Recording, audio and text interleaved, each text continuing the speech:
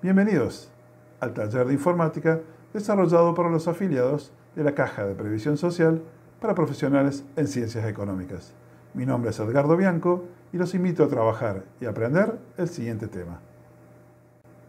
El tema de hoy son los componentes de un sistema informático. Los vamos a dividir por temática. Vamos a empezar con lo que se llama hardware.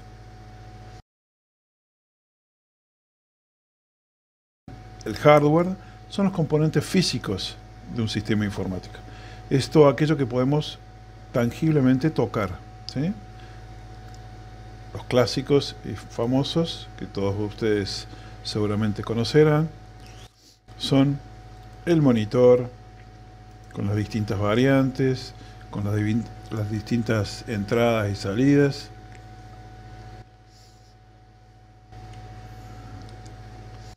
El teclado,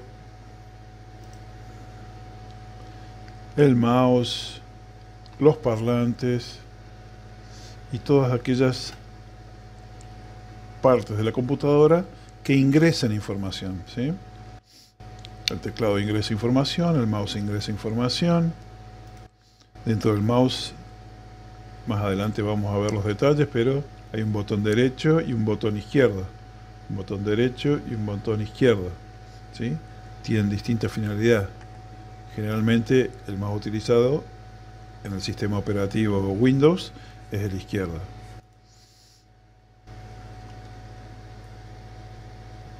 Otro de los componentes es el gabinete. El gabinete, que comúnmente le llamamos CPU, ¿sí? A esa torre, en el caso de la PC de escritorio, que es la que estamos analizando hoy, es aquel lugar donde todos los componentes van a ir conectándose y asociándose a un mismo gabinete. El gabinete es el lugar donde se van a ir agregando los distintos componentes internos de la PC.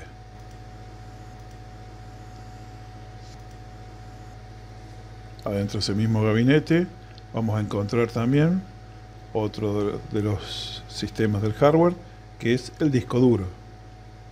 El disco duro es el que almacena información dentro de la computadora. Después vamos a analizar cada una de las partes de un disco duro. La impresora, por otro lado, es uno de los componentes de los cuales sale información de la computadora. El mouse, el teclado ingresan información, la impresora devuelve la información. Se los considera periféricos de salida, junto con el monitor y los parlantes. Otro de los elementos es la fuente, que conectada en el gabinete, proporciona la energía, generalmente 220, que necesita la computadora para funcionar.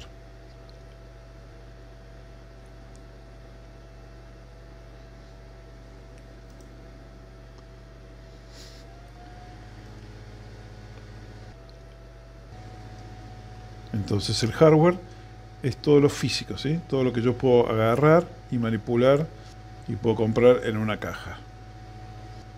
Ya vamos a ver cuál es la diferencia con el software. Otros componentes del hardware son la placa madre, de la que vamos a hablar un poquito más detalladamente. Aquí vamos a hacer un pequeño recorrido por lo que es la placa madre. Estamos viendo los conectores de red, los conectores de audio, los conectores USB, los slots para las memorias, el slot para la memoria RAM, y todas las conexiones se hacen a partir de la placa madre. Es la placa que conecta el software con el hardware. Ahí están los conectores del mouse.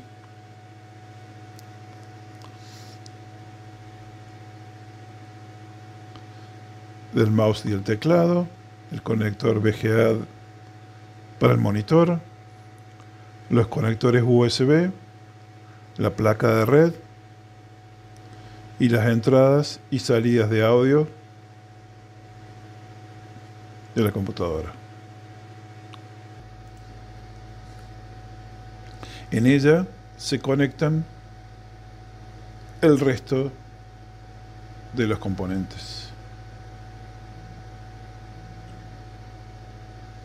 La placa de sonido es la que nos permite grabar sonido y escuchar el sonido que viene de los distintos programas. Los conectores de USB son aquellos que nos permiten sacar e ingresar información en modo de memoria.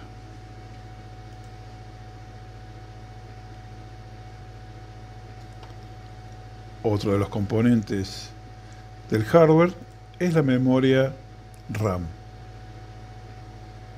que se inserta dentro de los slots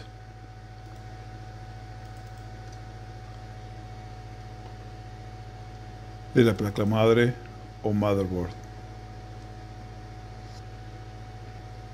Más adelante vamos a desarrollar en qué consiste la memoria RAM.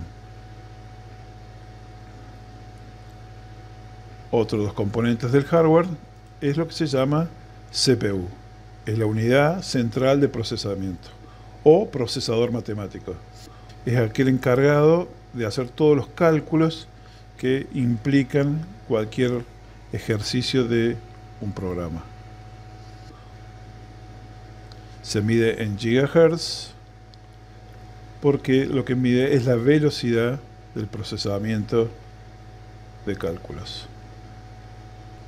Antes de ingresar a lo que es el software o los programas, vamos a ver y tratar de entender lo que es el sistema operativo.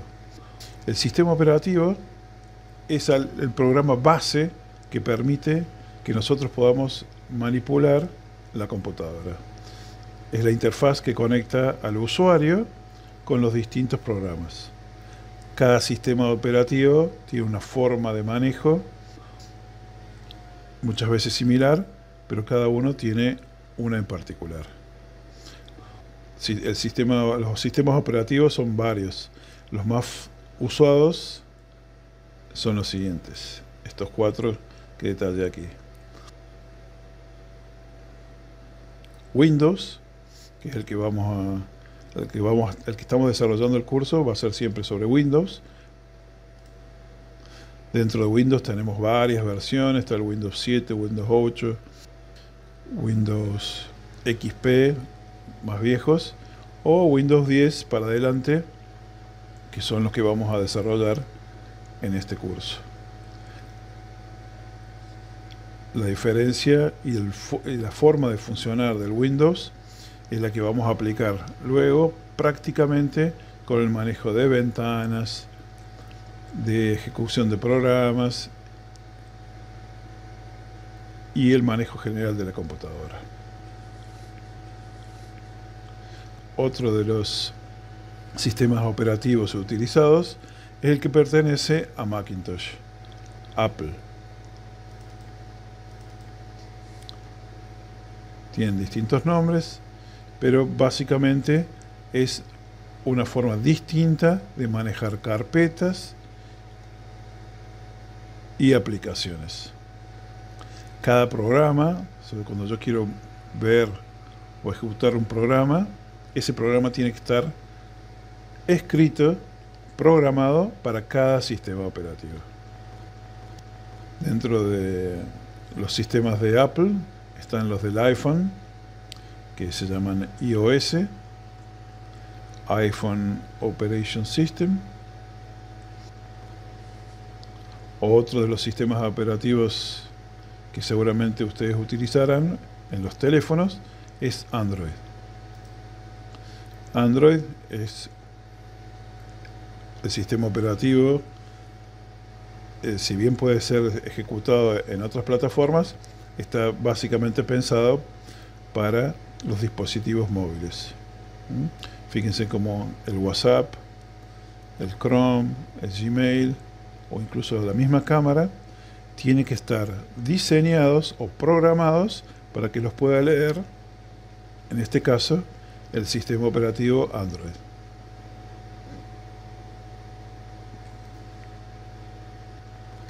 Y por último, un sistema operativo que no es tan común para el común de la gente, pero que también es muy utilizado, es el Linux. La ventaja que tiene Linux es que es gratuito. Cada uno de estos sistemas operativos tiene una forma de usarse similar, pero no exactamente igual.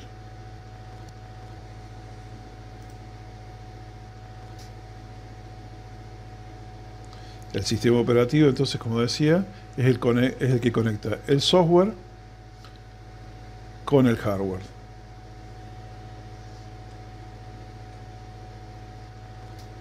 A continuación, vamos a ver lo que son los programas o el software.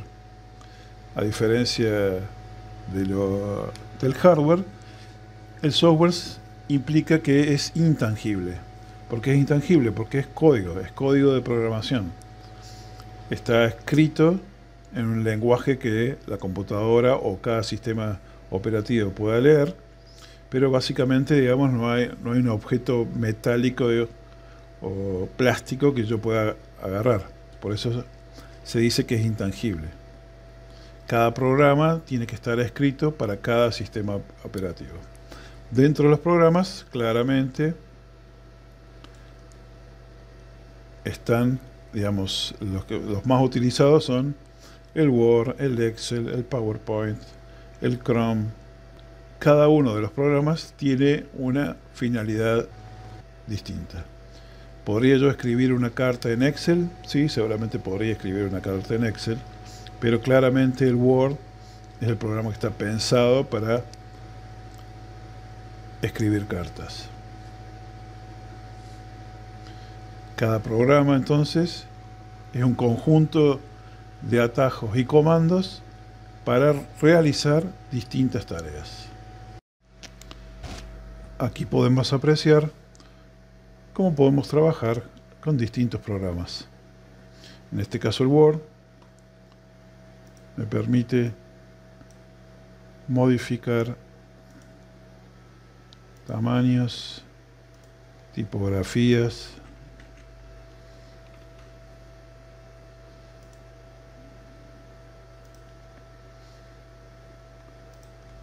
cada programa tiene una finalidad.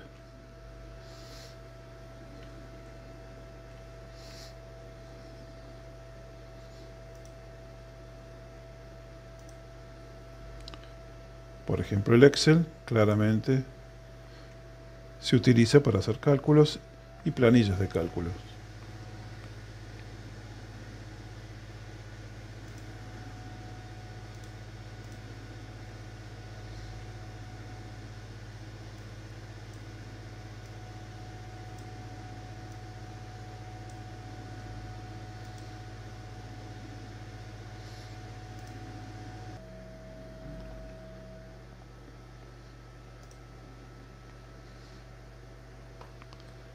Otros programas se utilizan para leer libros, para editar y hacer correcciones de informes.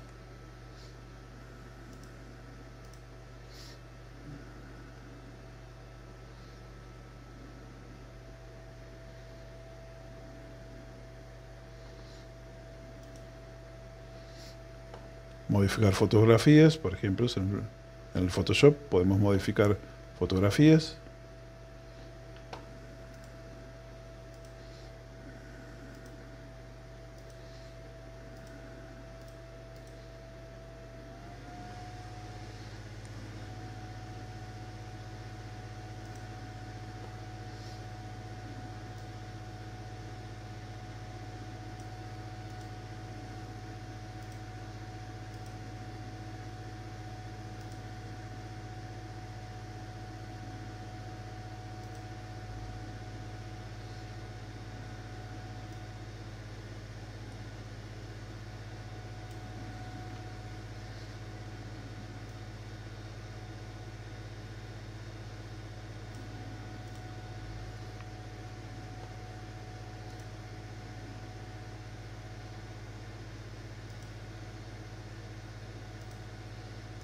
Aquí podemos apreciar cómo funciona la memoria RAM.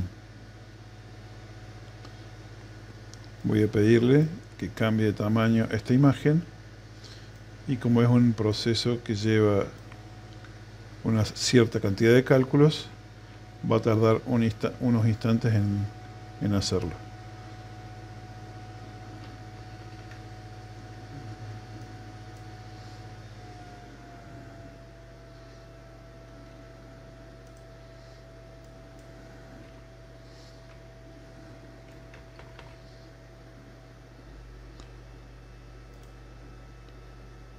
Ahí está calculando y modificando la imagen al tamaño que yo le pedí. En esa ocasión utilizo la memoria RAM para hacer esa operación junto con el procesador matemático, que es el que realiza todos los cálculos, para cambiar la cantidad de píxeles que tenía antes a la cantidad de píxeles que tiene ahora. Otros programas utilizan otra tecnología y otras herramientas, como por ejemplo el Illustrator para dibujar, para modificar colores, para hacer logos, para hacer gráficos.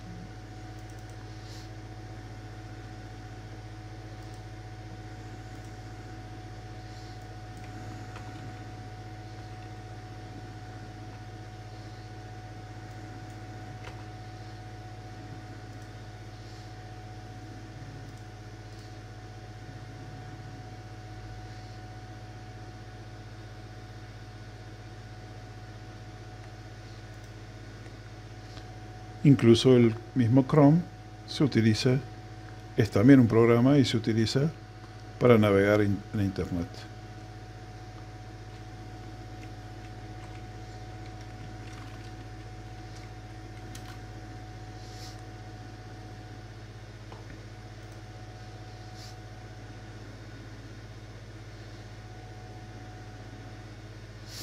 Es así como cada programa tiene una finalidad distinta.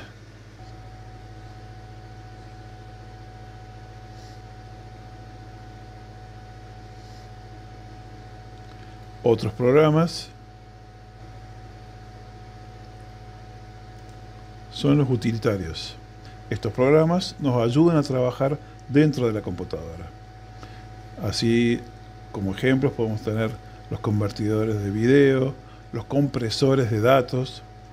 El WinRAR es un programita que me permite a mí, en un solo archivo, juntar varios archivos distintos y a su vez hacerlos más pequeños para poder compartirlo, llevarlo y traerlo de una forma más rápida.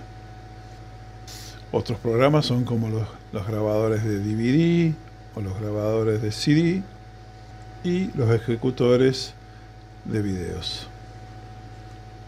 Son programas que ayudan en general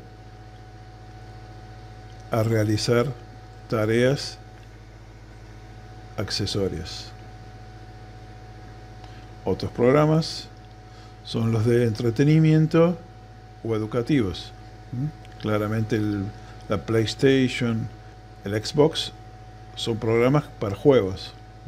Esos programas también son programas que corren en sistemas operativos distintos, digamos, al de una PC, pero son programas con la finalidad de entretener.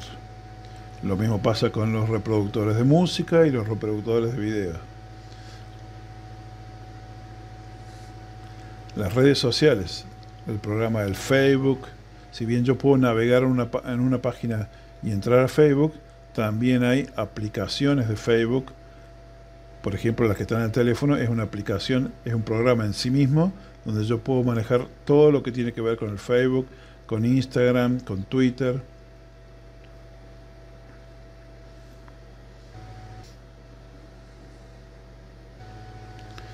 El siguiente componente que vamos a ver son las memorias.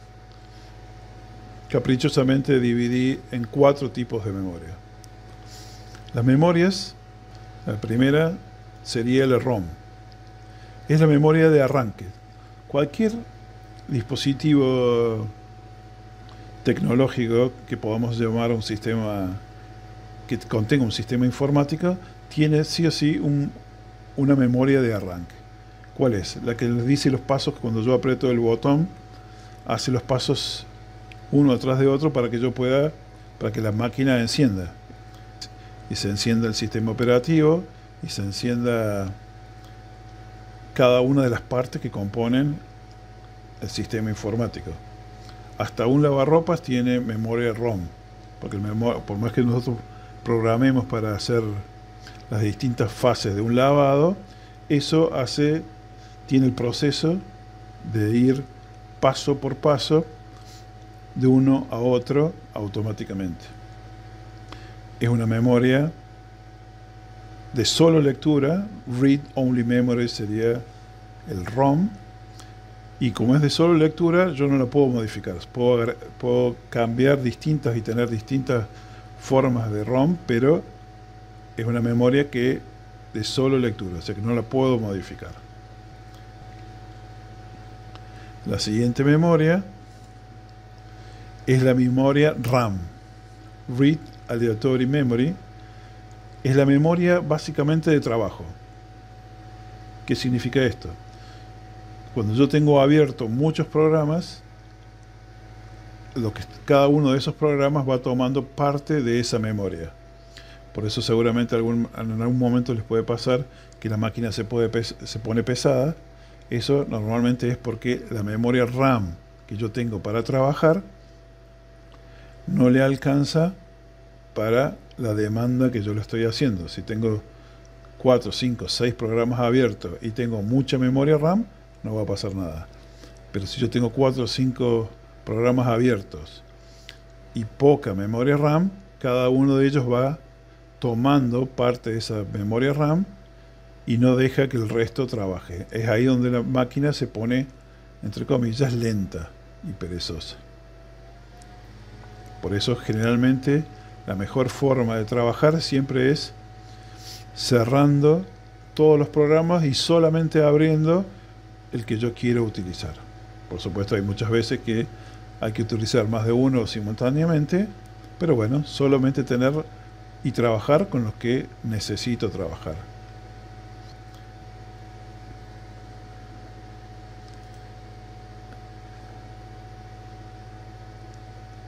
Entonces, a mayor cantidad de memoria RAM, mejor forma de trabajar y más rápida forma de trabajar.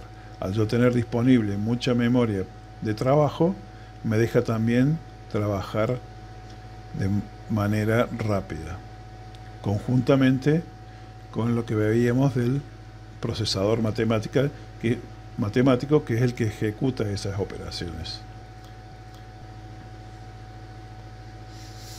Memoria de trabajo también es porque mientras yo tengo abierto los programas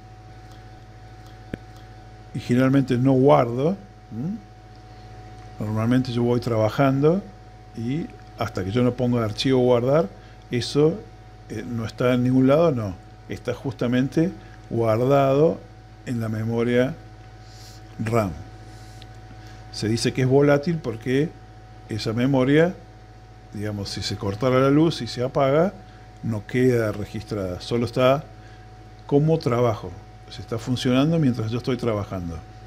Se corta la luz y eso se pierde, digamos. Por eso lo que hay que hacer es ir guardando lo que voy haciendo en la memoria del disco de la máquina, que es la que vamos a ver a continuación.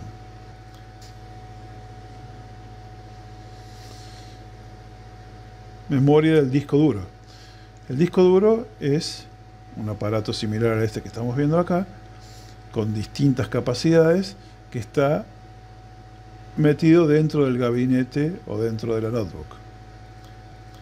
La diferencia con el resto con la memoria RAM es que este sí, si se corta la luz o deja de funcionar, todo lo que esté guardado ahí, por supuesto, será recuperado.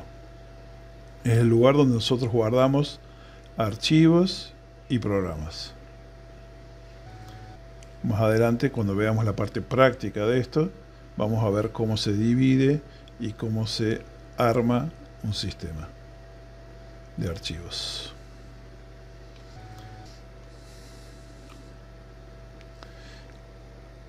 El otro tipo de memoria son las que llamamos auxiliares.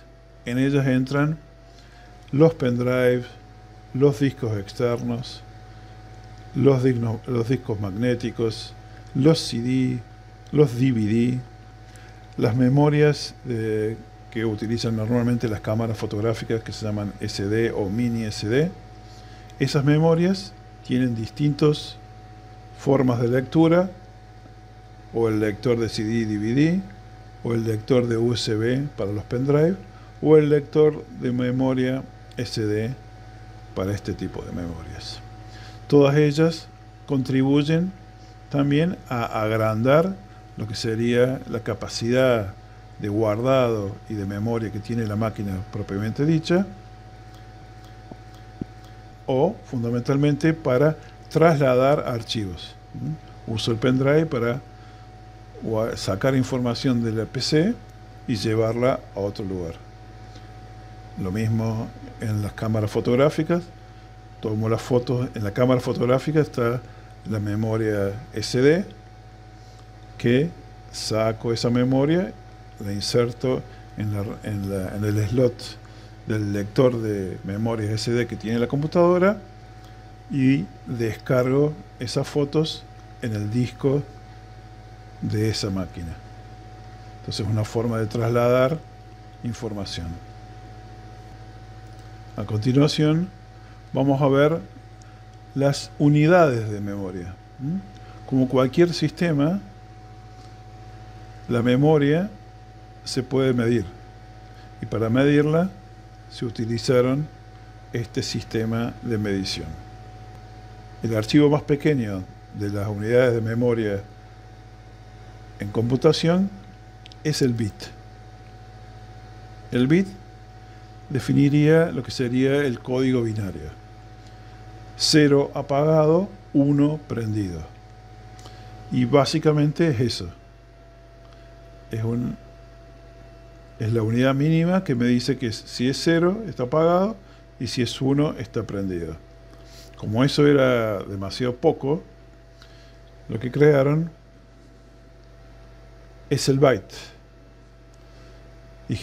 Juntaron 8 bits que son igual a un byte para poder almacenar de una forma más adecuada. Por ejemplo, un bit sería solamente una letra. En vez un byte, o sea, el conjunto de esos 8 bits, podríamos hacer la analogía que es como si fuera una palabra. ¿Sí? Igual que el lenguaje, que el español, nosotros nos comunicamos combinando palabras, no combinando solamente letras.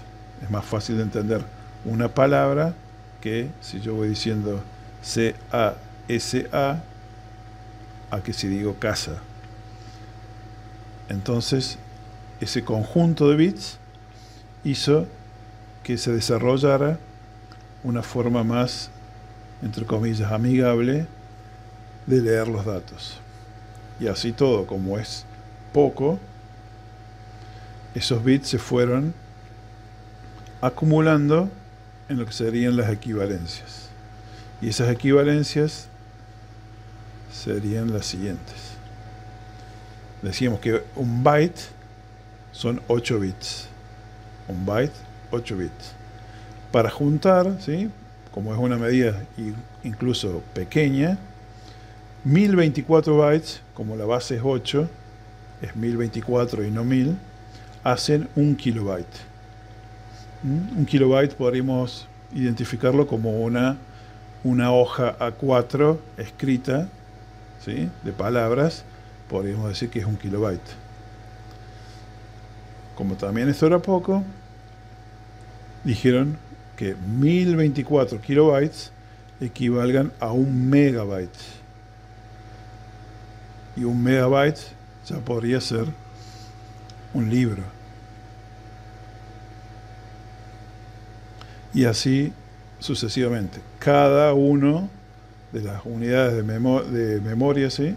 Cada una de esas unidades de memoria, multiplicándolo por 1024, que en definitiva cada multiplicación es la cantidad de bytes que en definitiva tiene, es lo que nos va acercando a unidades más grandes. Un gigabyte, por ejemplo, una película de buena calidad puede pesar 2, 3, 4 gigabytes. Un terabyte, generalmente las computadoras de estos tiempos, el disco de la computadora de nuestros tiempos, ya viene por lo menos con un terabyte o medio terabyte. 1024 terabytes hacen un petabyte. Ese petabyte equivale, vamos a leerlo acá, a 500.000 millones de páginas de un archivo de texto, a 65.000 películas de buena calidad, a 34.000 juegos de alta calidad, o 6 millones de discos de música en formato MP3. Esa es la cantidad de lo que sería un petabyte. Claramente, si sumamos todos los videos que tiene YouTube, por ejemplo, claramente se va a llegar a exabyte o zettabyte inclusive. Entonces, estas son las unidades de memoria que me permiten saber si yo tengo lugar disponible para guardar una película, lugar disponible, por ejemplo, para guardar una foto. Una foto puede pesar, si es de baja calidad, 1 mega, y si es de un poquito mejor calidad, 8, 9 y hasta 10 megabytes. Lo importante de las equivalencias es saber el lugar disponible que tenemos. Una de las cosas que trabaja la máquina también es almacenando, y el lugar que sobra de almacenamiento también lo utiliza para trabajar. Entonces también pasa que si yo tengo los discos muy llenos, la máquina también se pone lenta, porque al no tener lugar disponible para guardar, también es una forma de alivianar el proceso que necesita hacer la computadora.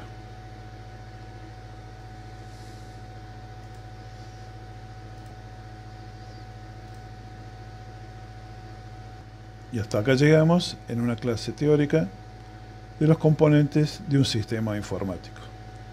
En la próxima clase vamos a ahondar en los aspectos prácticos de esta teoría.